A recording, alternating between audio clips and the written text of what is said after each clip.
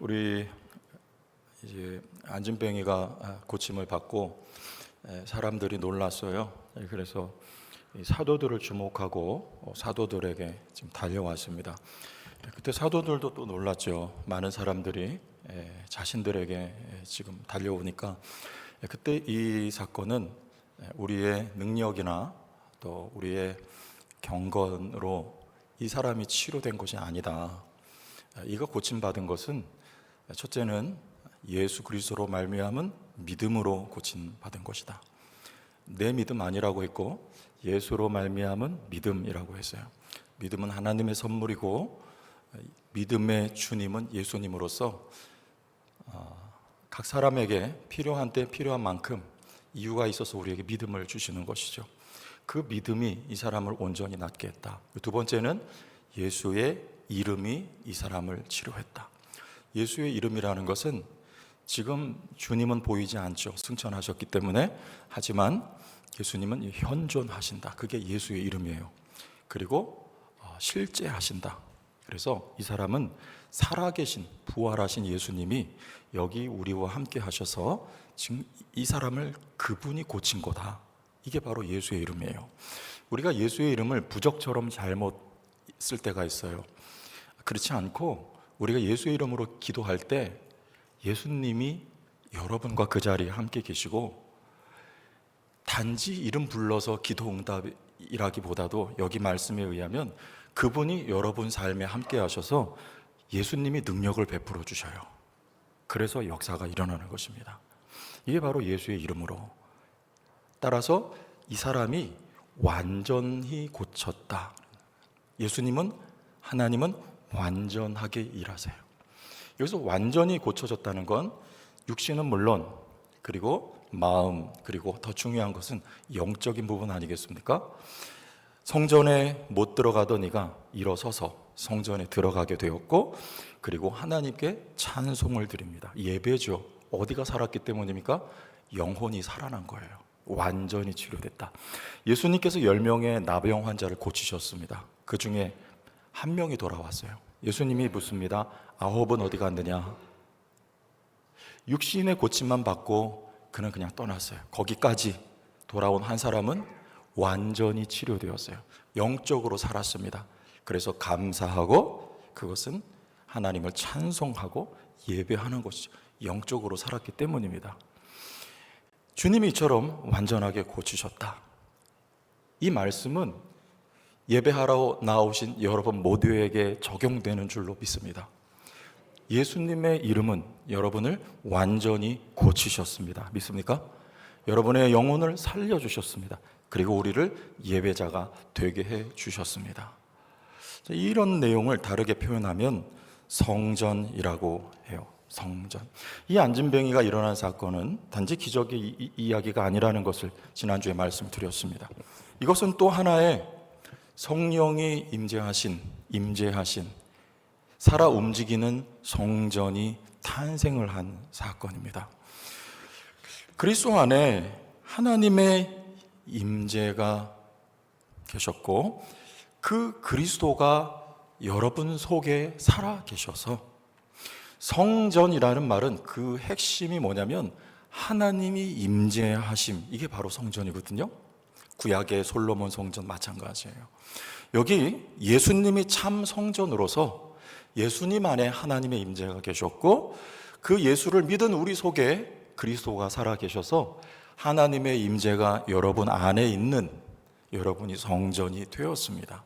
이 성전 안에서 무슨 일이 일어나는가? 오늘 찬양처럼 은혜 생명수의 강은 어디 멀리 흐르는 것이 아니라 여러분 속에서 솟아나는 것을 우리 말씀 세 군데만 찾아보면 확실합니다.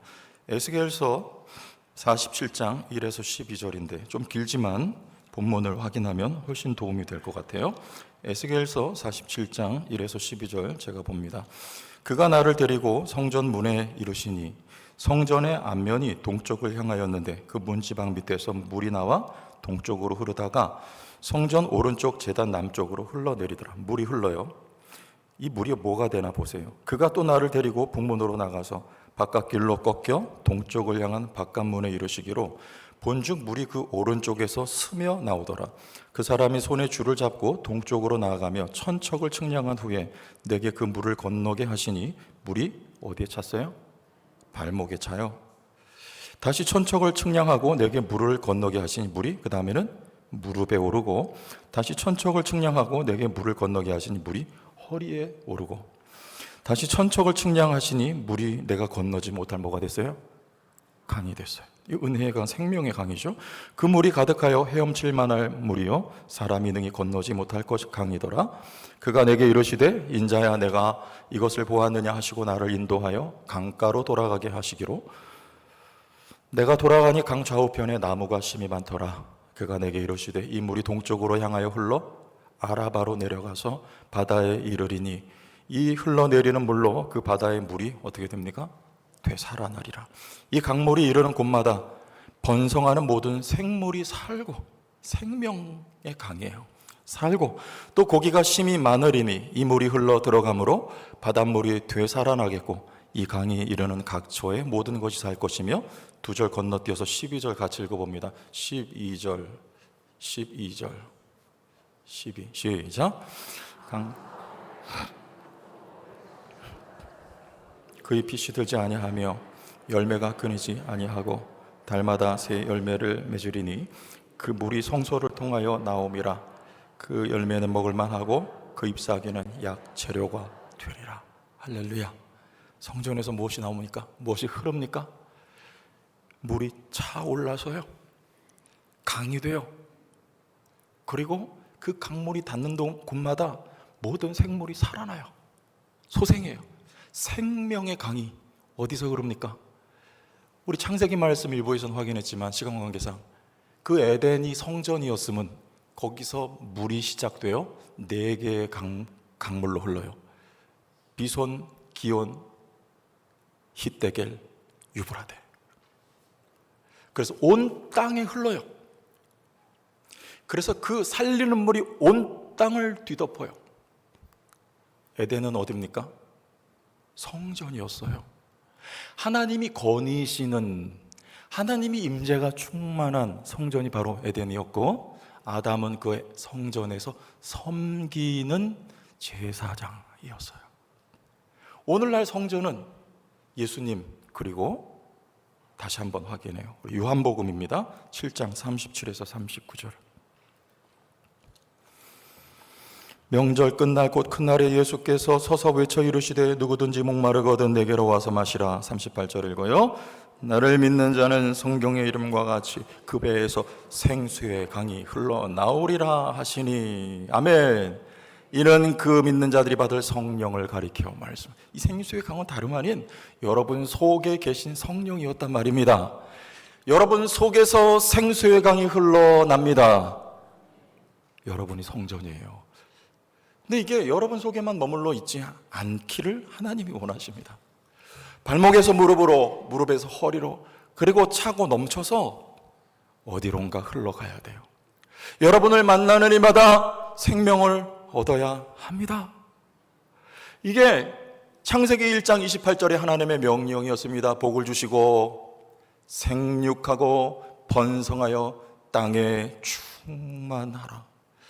그 받은 복이, 즉 생명이 생육하고 번성하여 땅에 충만해진 하나님의 임재가 충만해지고, 여러분이 성전이라서 여러분 속에 임재하신 하나님의 임재가 여러분 속에만 있으면 안 됩니다. 여러분 가정에 충만해져야 되고, 교회에 충만해져야 되고, 제천 땅에 충만해져야 하고, 이 나라와 민족을 넘어 모든 민족이 하나님의 임재로 가득해질 그날을 성경은 내다보고 우리에게 약속하고 있습니다. 여러분 속에 은혜와 생수의 강이 지금 솟아나고 있어요. 근데 이게 하나님의 임재, 성령인데, 하나님이 성령으로 계시니까 임재하셨죠? 이게 여러분 여기 있으면 안 되죠. 이렇게 올라와야 되고, 이렇게 올라와야 되고, 흘러 넘쳐야 돼요. 임재가 충만해야 돼요. 그러려면 3가지 뻔한 얘기 같은데 안 뻔합니다. 첫째는 말씀이, 2번째는 기도가, 세 번째는 희생과 섬김이. 너무 뻔한 것 같죠? 내용을 뜯어볼게요. 여러분, 첫째는 하나님의 말씀을 알고 순종해야 돼요. 이게 쉬운 것 같지만 쉽지 않아요. 아는 거, 우리가 성경을 바르게 배우고 익혀야 돼요. 하와가 타락한 거, 아담과 하와가 말씀에서 미끄러진 거죠. 하나님은 정확하게 정령 죽으리라. 하와는 뭐라 합니까? 죽을까 하노라. 변형됐어요. 하나님은 먹지 말라 하셨어요. 하와는 뭐라 합니까? 만지지도 말라. 하와는요, 말씀을 변형시켰어요. 그가 몰랐는지 아니면 알지만 변형시킨 건지 말씀대로 하지 않았습니다. 그리고 선악과를 먹습니다. 여기서부터 잘못된 거죠. 말씀을 우리가 알아야 되고 순종해야 되는 거예요. 사울이 실패한 이유가 뭡니까? 다 아시는 이야기 아니에요? 하나님이 아말렉 진멸하라고 하셨어요. 안 하죠. 왜 안 합니까? 내가 가지고 있는 그림이 있었어요. 남겨둬야지. 왜? 내 유익을 위해서. 아각 살려줘야지. 아말렉 임금이죠. 왜요? 정치수를 쓰는 거예요. 불순종했죠. 순종하면 나의 유익과 이 나라의 본성과 강성을 하나님이 보장해 주신답니다. 그러니까 하나님의 말씀에 순종한다는 건 자기 부인이 깔려 있어요. 기도 마찬가지, 희생 마찬가지입니다. 내가 살지 않고 그리스도가 여러분 안에 사시면 하나님의 충만한 임재가 경험이 되지 않겠습니까? 그래서 말씀에 순종한다는 거 굉장히 중요한 건데, 이게 안 되니까 잘 하나님이 연습을 시킵니다. 우리의 인생길을 통해서. 요셉이 왜 오랫동안 그렇게 살았어요? 한 절만 보면 창세기 37장 6절을 볼게요. 이런 사람이었어요. 요셉이 그들에게 이르되 청하건대 내가 꾼 꿈을 들어라. 꿈을 꿨어요. 형들을 모아놓고 내가 꿈을 내용을 들어라 그래요. 무슨 말입니까? 난 이런 사람이야, 까불지 마라. 아직 철이 없고 교만하기 이를 데가 없습니다. 그래서 요셉은요, 팔려가고 끌려가고 감옥에 던져져요. 참 오랫동안 원인 모를, 스스로는 이유 모를 세월을 보냈습니다. 하나님은 이렇게 순종 훈련을 시켜요. 다윗이 쫓겨다닐 때 마찬가지입니다. 그거는 순종 훈련이에요. 예수님이 순종하셨죠. 기억하세요. 여러분이 말씀에 순종하면 누가 일하신다? 하나님이 일하세요. 예수님은 순종하셨더니 하나님이 예수님을 살리셨고, 요셉은 순종했더니 하나님이 총리 대신이 되게 하셨고, 다윗이 오랜 시간 순종 훈련을 잘했더니 하나님의 왕좌에 올리시고 왕답게 만들어 주셨습니다. 스데반은 나올 이야기지만 순종하는 거예요. 그때 하늘을 향하여 눈을 들어보니 예수님께서, 성경에 이 한 곳만 이 표현이 나와서 예수님께서 서서, 무슨 말입니까? 여기서 이 서서는 제사장이 서서 섬길 때 그 단어하고 똑같은 거예요.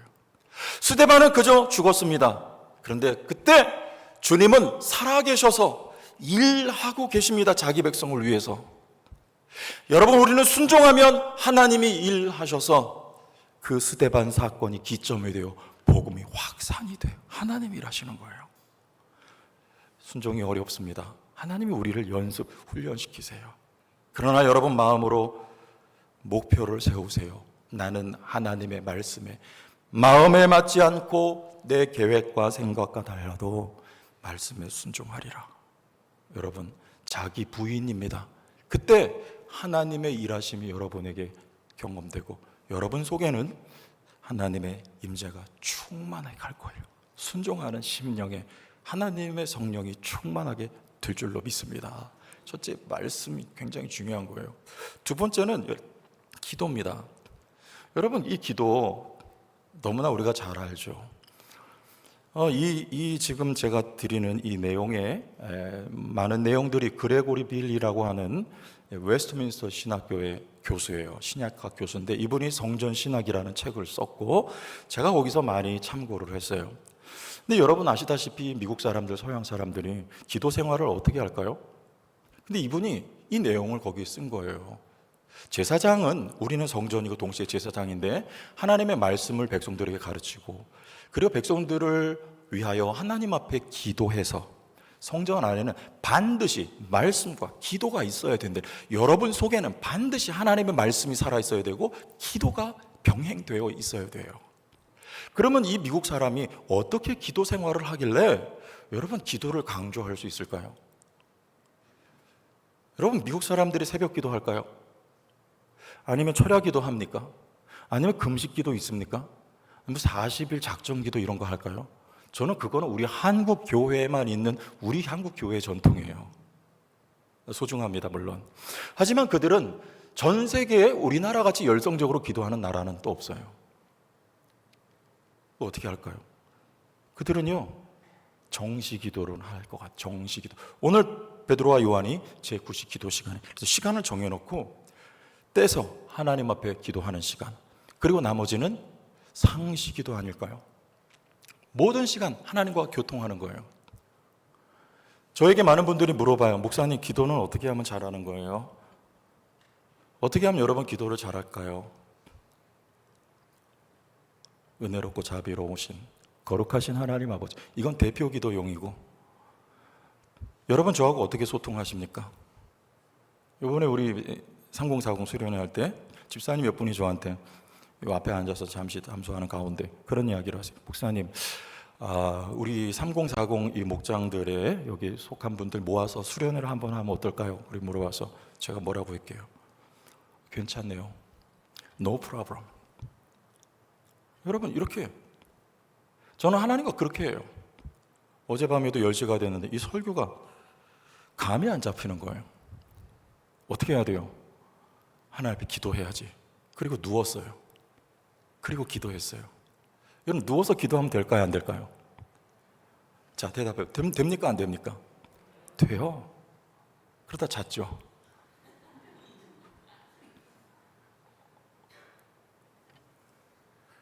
이번에 몽골 단기 선교 가는데 제가 그런 마음이 있었어요. 내년은 어떻게 해야 되냐? 내년에 또 가야 되냐? 아시다시피 이번에 가신 분들 거의 90%가 권사님들 가셨잖아요. 내년에 또 가야 되냐? 그리고 어디로 가야 되냐? 이 20명 넘는 인원이 단체로 움직인다는 거 쉬운 일이 아니에요. 알아보면 그럴 수용할 수 있는 시설이 별로 없고 어려움이 많습니다. 그런데 이 몽골 단기 선교를 위해서 제가 기도하는 가운데 하나님 주신 마음이 뭐냐면 하나님이 기뻐하시는구나.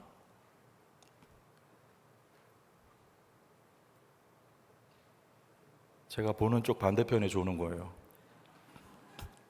하나님이 기뻐하시는구나. 마음에 감동이 오는 거예요. 내년에 가야 된다, 안 가야 된다. 하나님이 선교 가는 거 기뻐하는구나. 선교는요, 성패가 나이에 달려있지 않다는 걸 제가 깨달았어요. 선교는 하나님이 하시는 거예요. 내년에 가야 되겠다. 제가 마음 먹었어요. 어디로 가야 되냐? 그건 또 하나님께 여쭤봐요. 하나님 어디로 가면 될까요? 여러분 이거를 마음으로 기도하시길 바랍니다.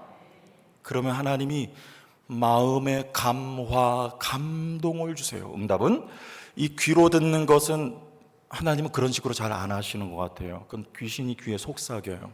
조심하시고 하나님은 마음의 리스닝, 마음으로 듣는 것, 마음의 감화, 감동을 주셔서 우리가 아멘 하도록 응답하시는 마음으로 기도하는 여러분들 기도 생활에 승리하길 바랍니다.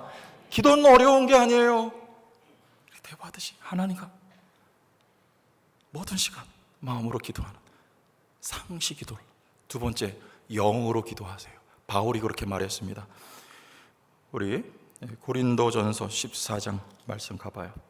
14절과 15절. 내가 만일 방언으로 기도하면 나의 영이 기도하거니와 나의 마음은 열매를 맺지 못하리라. 그러면 어떻게 할까? 내가 영으로 기도하고 또 마음으로 기도하며 내가 영으로 찬송하고 또 마음으로 찬송하리라. 영으로 드리는 기도가 있어요. 내가 기도를 해야 되는데 무슨 기도를 해야 될지 모를 때, 많은 갈등 속에, 많은 어려움 속에 있을 때 기도가 잘 안 됩니다. 그럴 때라도 하나님께서 여러분에게 기도할 마음을 주시고 기도를 시키실 때가 있어요. 그럴 때는 내가 무슨 언어로 표현된 기도가 아니라 아버지를 불러요. 아버지, 주여, 주여. 때로는 방언으로 기도하는 거예요. 막 방언이 쏟아져 나오고 튀어나옵니다. 영으로 기도하는 거예요. 조심해야 돼요. 방언 기도는 혼자 있을 때, 골방에서. 여러 사람 있을 때는 삼가하셔야 돼요. 특히 새 가족들이 있을 때 하면 그분들 교회 잘 안 나와요. 혼자. 저도 방언합니다. 여러분도 하세요. 유익합니다. 영으로 기도하는. 마음으로 기도하고, 마음의 열매, 감동, 응답 있고, 영으로 기도하고, 내가 뭘 기도하는지 모르지만 하나님이 역사하십니다. 기도라고 하는 건 자기 부인이 전제되어 있는 덕목이에요. 제가 하는 것 아니고 하나님 하옵소서. 하나님이 하시면 완전히 고치십니다. 기도예요. 한 가지 더, 삶으로 기도가 있습니다. 이 자기가 부인되는 거예요. 성내지 않고 갚아주지 않고 하나님보다 앞서가지 않는 거, 삶으로 기도하는 거예요.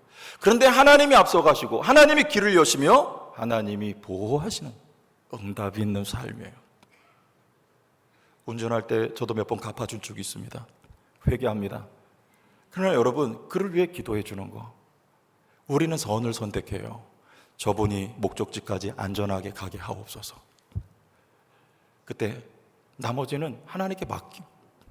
하나님이 회개시키든지 하나님이 벌을 주시든지 하나님이 고쳐놓든지 뒤집어 놓든지 하나님이 하시면 하나님의 뜻이 이루어지고 하나님이 완전하게 역사하십니다. 여러분, 삶으로 드리는 기도, 이렇게 여러분 기도에 자기가 부인되고 하나님이 인정된 여러분 기도 생활에 승리하시길 바랍니다. 그러므로 우리 속에 이 기도를 통해서 하나님의 임재가 충만하게 거하는 거예요. 또 한 가지, 우리의 희생을 말할 수 있어요. 저는 전에도 이해를 잘 못했던 부분이 뭐냐면, 왜 어느 나라인가 선교사들이 들어가서 그 땅을 위해서 피를 흘리면 왜 그 땅에 부흥이 일어날까? 우리 대한민국 땅에 많은 선교사님들이 오셨어요. 양화진 묘역에 가면 거기 다 그분들의 묘입니다. 심지어는 토마스 선교사는 대동강변에서 성경 하나 전해주고 목베임 땅에서 순교했어요. 그런데 왜 이 땅에 부흥이 일어난 것일까? 왜일까요? 우리는 희생했는데 일은 하나님이 하셨어요. 자기 부인이 이 희생과 섬김에는 깔려 있는 거예요. 내 삶을 내가 손해보고 내가 챙기지 않았는데 거기에 대한 보상과 거기에 대한 안전과 거기에 대한 해결과 해답과 응답은 하나님이 베풀어 주셨습니다.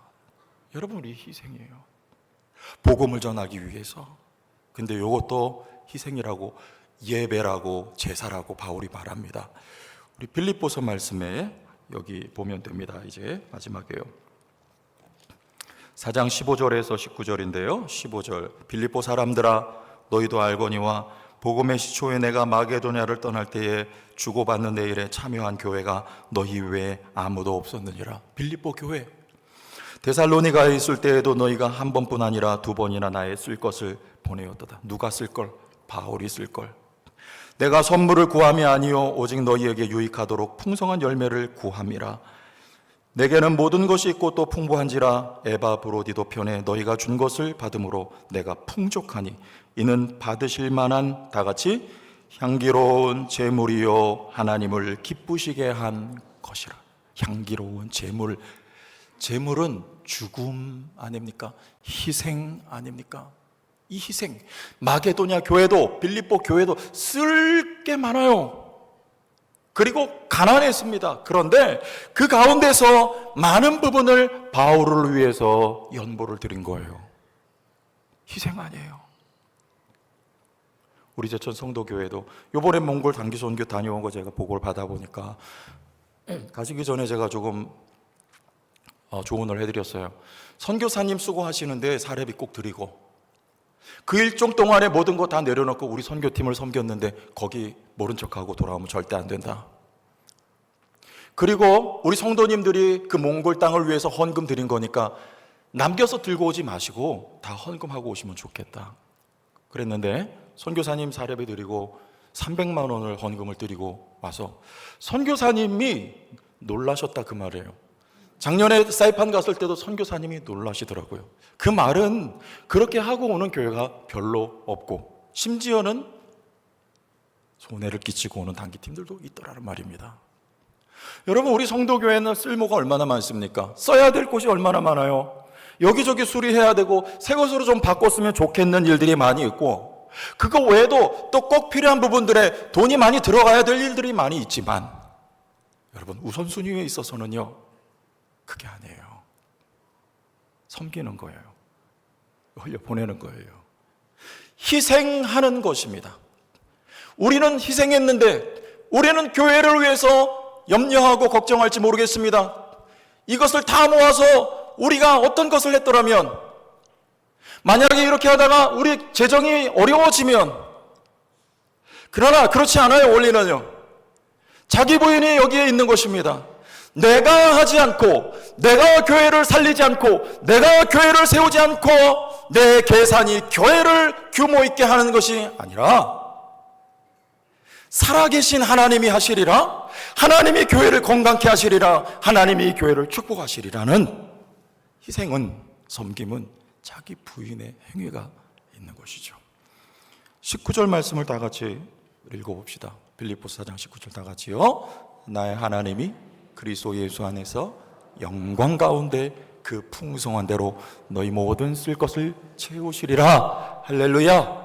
누가 채우십니까? 하나님이 채우시리라. 하나님이 교회를 붙잡아 주시리라. 하나님이 교회로 승리하게 하시리라. 교회의 참된 표지는, 이 교회가 참된 교회냐, 건강한 교회냐, 아니면 그렇지 않느냐, 병든 교회냐, 이것은 내향성에 있지 않습니다. 우리만 위하는 거예요. 우리끼리만 챙기는 거예요.